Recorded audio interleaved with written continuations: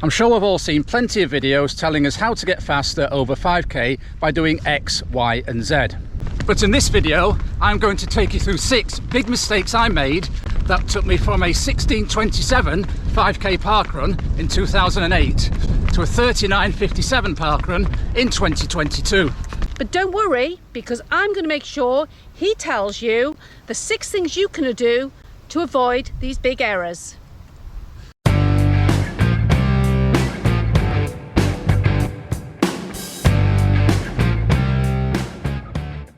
So the first thing I did to regress by 23 minutes over 5k in those 14 years was to get 14 years older. So, you would expect to get slower over 14 years, but not by 23 minutes. That's right, if you want to measure exactly how much slower you would expect to get, you can use something called age grading. Now that 16:27 was done at a parkrun, and if you check the age grading time I got that day, it says 81.76%. So I did that as a 38-year-old, so I can plug that into a calculator. The one that parkrun uses is on a website called Howard Grubb, and if you put 81.76% in, it comes out that as a 52-year-old, when I ran that 39 minutes, I should have been running 18 minutes and 20 seconds for that 5k parkrun if I'd been as good as I was in 2008. Yes, so a good way of measuring your performance over time is by using the age grading system. So statistically, getting older accounts for 1 minute and 53 seconds of that decline. So let's go and find out where the other 21 minutes came from.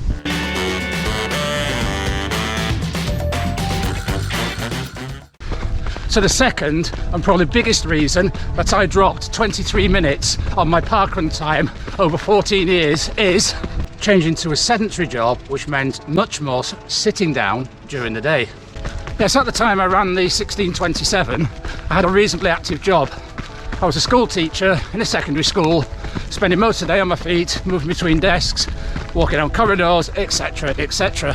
However, for the past 11 years, I've had a job that involves broadly sitting in lots of meetings during the day. And to make matters worse, the job involved a lot of commuting.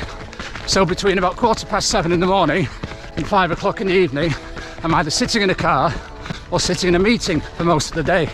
Initially, I just started to notice a slight drop off in my times, something that I thought could be rectified by slightly upping my training.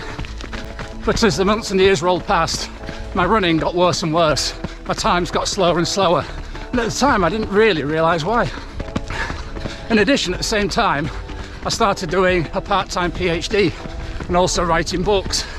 So my day was either sitting in a car, sitting in meetings, hunched over a laptop, researching and writing, or running, and wondering why the running wasn't feeling quite as good. So I believe you were given some advice at work, John, about posture and movement. That's right, I was referred to occupational therapy at work as things got stiffer and worse, and I picked up lots of niggles, and I was told that the optimum time for moving, if you have a sedentary job, is every 23 minutes. So if you have a job that involves lots of sitting down or lots of driving, if possible, every 23 minutes, get up and have a movement break. So the third thing I did wrong, particularly in the light of that sedentary lifestyle, was a complete lack of strength and conditioning. I very much had the philosophy back then that the only thing you needed to do to improve your running was to run more. And if you wanted to improve your running even further, run even more. So every spare moment that could be devoted to exercise was given over to more runs.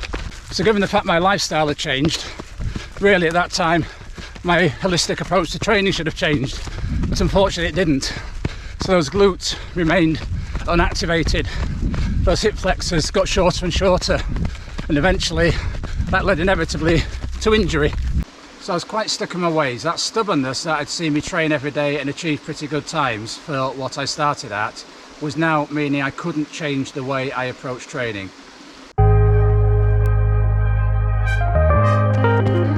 So John, your muscles are becoming deactivated, you're still trying to run lots, so what happens next? Well, inevitably we start to have niggles, and some of these niggles turned into injuries.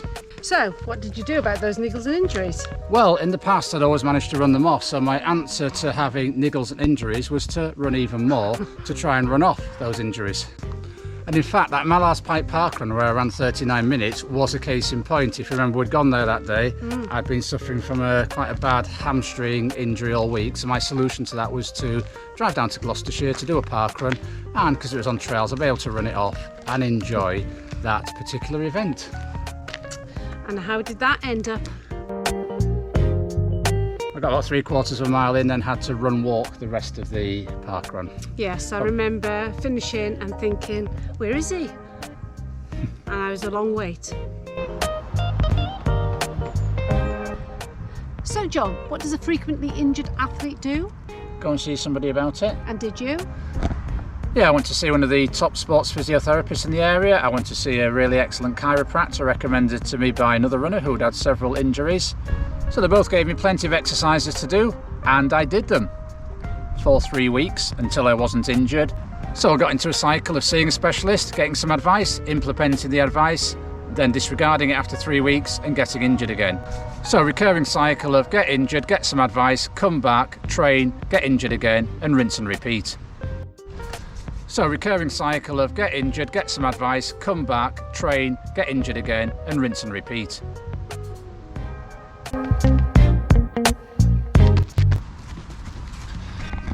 And the sixth and final thing I got really wrong with my training was to carry on eating and drinking and consuming the same amount of calories as I did when I was a high mileage runner. So I'd regularly run between 3,500 and 4,000 miles a year back in the 2000s. Obviously with cycles of injury, that amount would drop down to the low 1000s. But I didn't change my diet, so I put on more and more weight, and I ended up about 3 stone heavier than I was when I was running mid-16 minutes for 5k. There was also the psychological element of food and drink consumption. I wasn't getting the endorphins I would normally get from running, so I thought, what does it matter if I have that extra ice cream, that extra glass of wine? So this got heavier and heavier.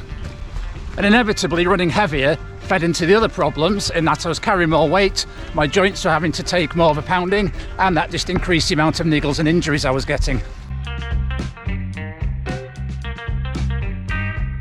So folks, at the beginning I promised you that John would then tell you the 6 things that he should have done to rectify the issues that he encountered during those 14 years. So over to John. So, number 1, to combat the ageing process, have a realistic and clear idea of how fast you should be running to maintain standards as you move through the age categories.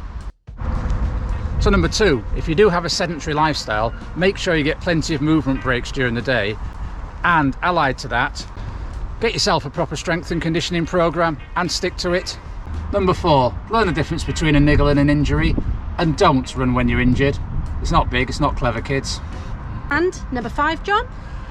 Number 5, seek professional advice, follow it through consistently over a long period of time, not just 3 weeks.